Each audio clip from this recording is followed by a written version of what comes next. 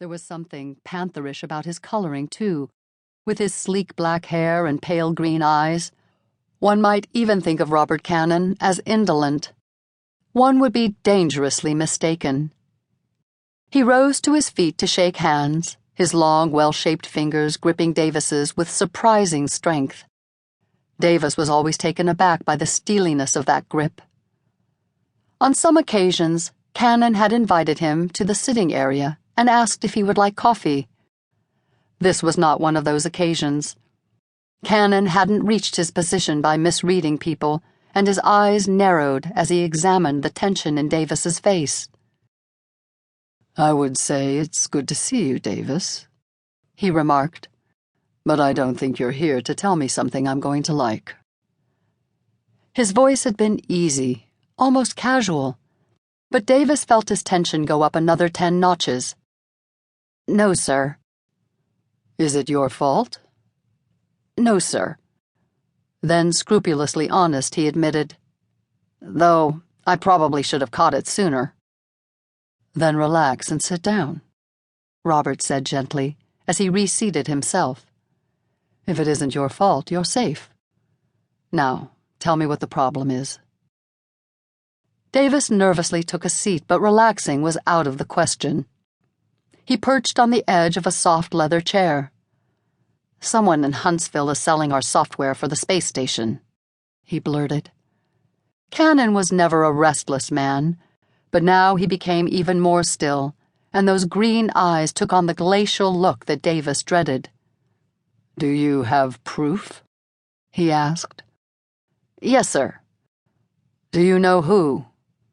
"I think so, sir." "Fill me in."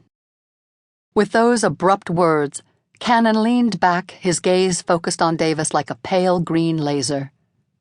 Davis did, stumbling several times as he tried to explain how he had become suspicious and done a bit of investigating on his own to verify his suspicions before he accused anyone. Cannon listened in silence, and Davis wiped the sweat from his brow as he described the results of his sleuthing.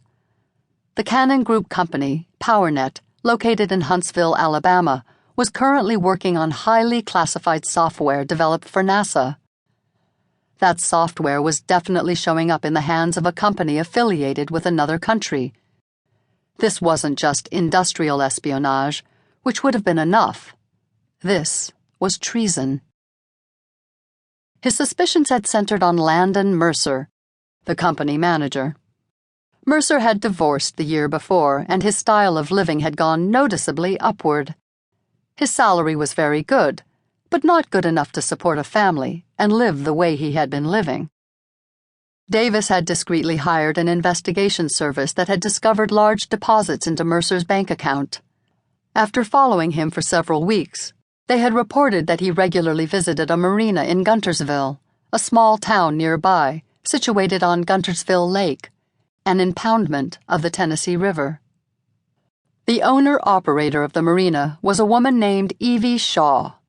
The investigators hadn't yet been able to find out anything substantive from her bank accounts or spending habits, which could mean only that she was smarter than Mercer. On at least 2 occasions, however, Mercer had rented a motorboat at the marina, and shortly after he had left in the boat, Evie Shaw had closed the marina, gotten into her own boat, and followed him. They had returned separately, some 15 minutes apart. It looked as if they were meeting somewhere on the big lake, where they would find it very easy both to conceal their actions and to see and hear anyone approaching them. It was much safer than trying to conduct clandestine business in the busy marina. In fact, the popularity of the marina made it all the odder that she would close it down in the middle of the day. When Davis had finished and sat nervously cracking his knuckles, Cannon's face was hard and expressionless. "Thank you, Davis," he said calmly. "I'll notify the FBI and take it from here. Good work."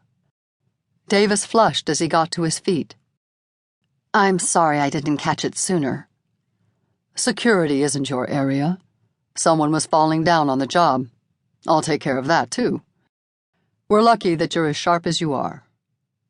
Robert made a mental note to both increase Davis's salary, which was already healthy,